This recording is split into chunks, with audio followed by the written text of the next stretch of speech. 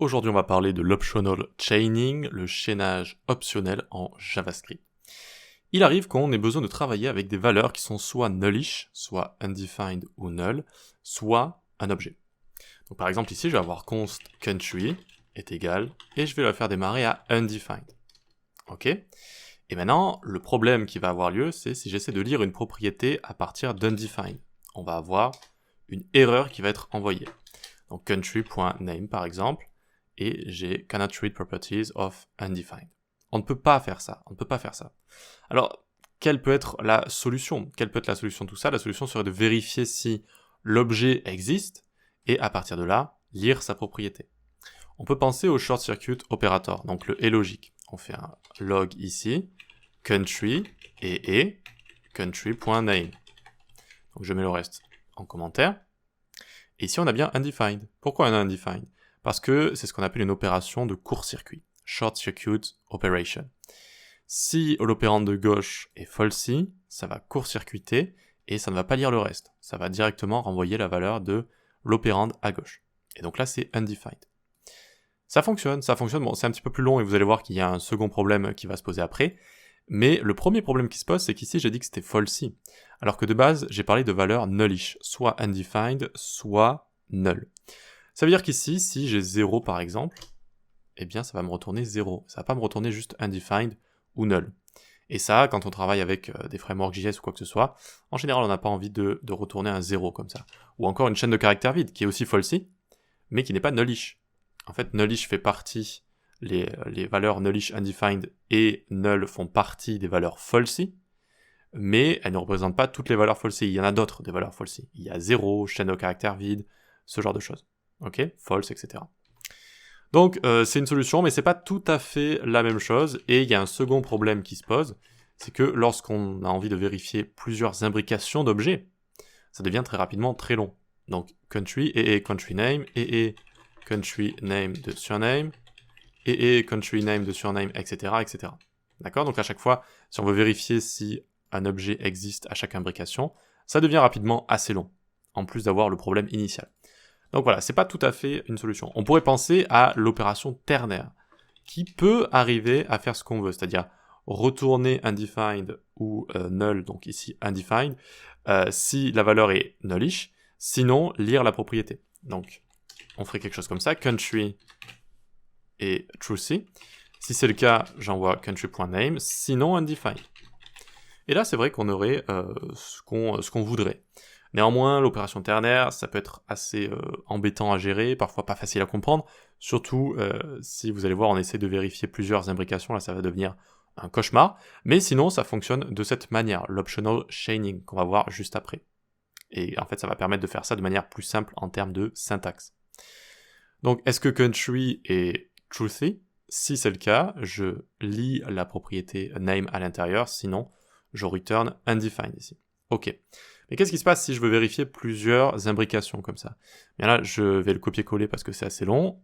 On a quelque chose d'assez abominable. Hop, on a ceci. Alors, qu'est-ce qui se passe ?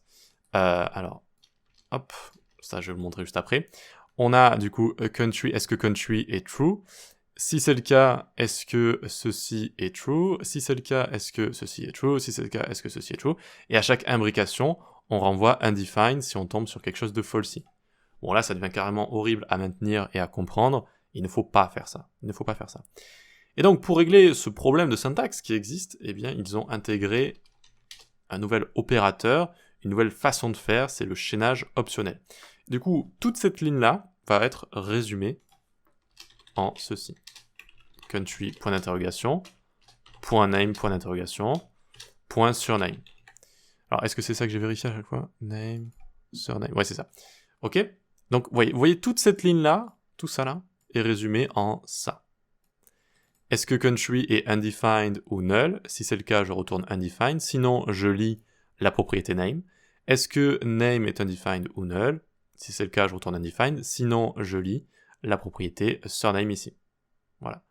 Donc, ça permet de vérifier plusieurs imbrications d'objets quand on n'est pas sûr de savoir s'ils sont undefined ou si ce sont des objets.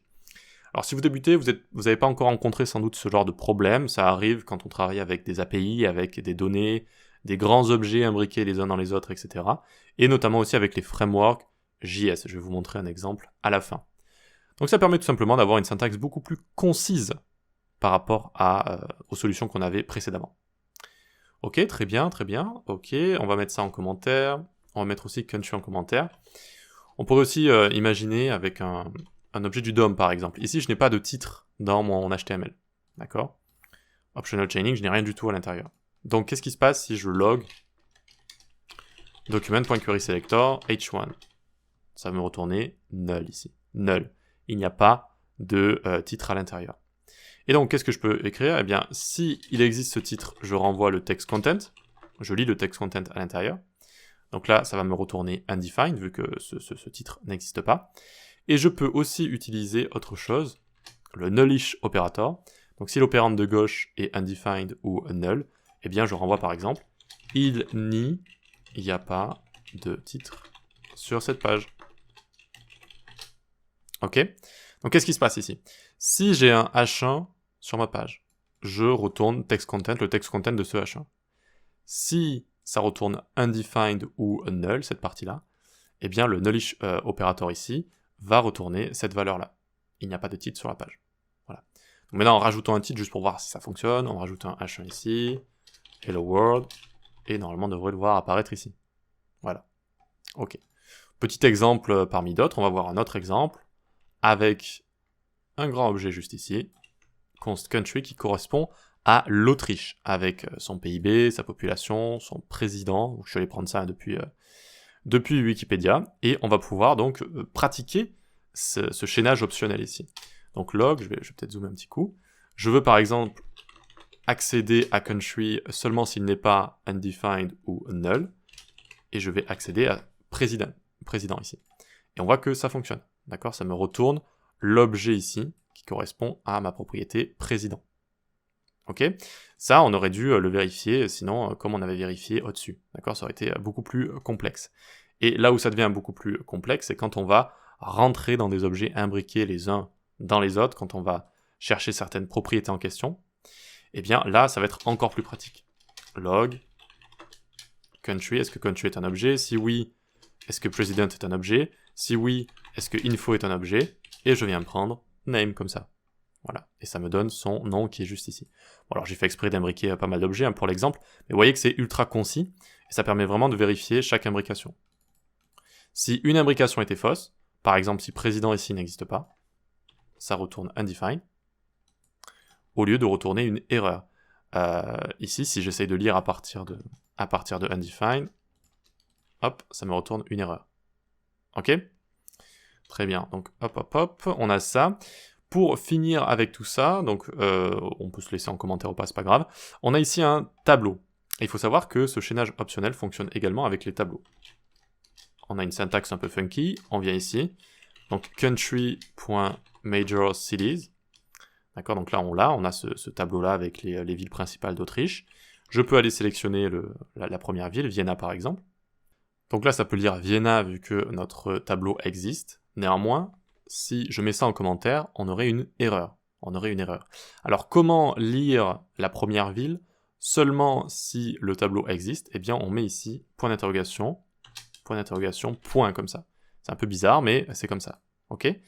Donc si j'ai Major Cities qui n'est pas undefined ou null, eh bien ça essaye de lire son premier index ici. Sinon, ça retourne undefined. D'accord? Donc là, ça retourne undefined vu que je l'ai mis en commentaire. Sinon, ça va bien me retourner son premier élément ici.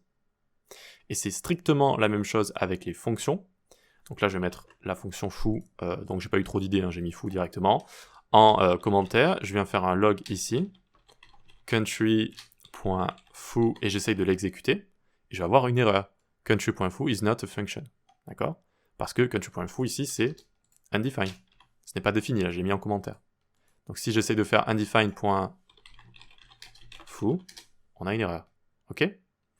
Très bien, donc on a une erreur. Alors comment exécuter cette méthode seulement si cette fonction existe, cette méthode existe? Eh bien on vient faire ici country.foo, point d'interrogation, point, et je mets les parenthèses. Ok, là je décommente, ça va fonctionner, et si je commente, ça me met undefined. Ok, la fonction n'est pas là. Ok, donc je short-circuit ici et je retourne undefined. Si la fonction est là, je la lis. Ça me permet encore une fois d'éviter l'erreur possible. Si on n'est pas sûr qu'une méthode existe, eh bien on peut l'exécuter comme ça conditionnellement. Voilà pour tout ça. Alors si vous débutez, cette vidéo peut être bonne en termes de culture générale, j'ai envie de dire. Vous en aurez besoin plus tard, ça c'est sûr, de ce genre d'opération. Mais pour l'instant, c'est bien de savoir que ça existe en fait, tout simplement. Et si vous ne débutez pas, eh bien, vous l'utilisez sans doute et vous allez l'utiliser avec les frameworks JS. Donc j'ai un petit exemple de projet que j'avais fait avec React. Je vais vous le sortir ici. Il est où là? Hop. Donc un projet Songs. D'ailleurs, si vous aimez mes explications, vous pouvez vous abonner à l'école du web. C'est mon site en ligne où je propose énormément de cours sur le développement web pour vous former. Donc vous pouvez avoir accès à tout ça d'un coup en vous abonnant. Ou alors si vous préférez acheter mes cours un par un, je les ai tous mis sur Udemy, vous pouvez les acheter un par un et passer par la petite page que vous avez en description ici où je les ai tous listés et parfois j'envoie des promotions comme ici. Voilà, on repasse donc à la petite app qu'on a juste là. Donc là on a des musiques qui sont affichées, on a un petit player qui est juste ici. Et avec React, vous voyez que j'utilise ici le chaînage optionnel, je l'utilise ici, ici et ici. Alors vous n'avez pas à comprendre tout ce qui se passe là, simplement quand mon app va être rendue la première fois, je n'ai pas encore mes musiques, elles sont en train d'être recherchées, d'être fetch. Donc la première fois que j'ai envie d'afficher tout ça, eh bien je ne vais pas afficher de titre ici ou quoi que ce soit. Donc ça va afficher undefined là. Et tout ce qu'il faut savoir, c'est que lorsqu'on est en JSX ici, lorsqu'on met undefined, eh bien ça n'affiche rien. D'accord? Donc ça n'affiche rien juste ici. Donc cette ligne par exemple nous permet de soit rien afficher, soit d'afficher le titre si j'ai un son sélectionné. Son sélectionné qui se sélectionne de base sur le premier son quand les données arrivent. Donc l'application se rend une première fois, on n'a pas les données, donc on affiche rien, ce qui est logique. Une fois qu'on reçoit les données, ça met à jour ce composant qui permet d'afficher toutes les autres données comme ça.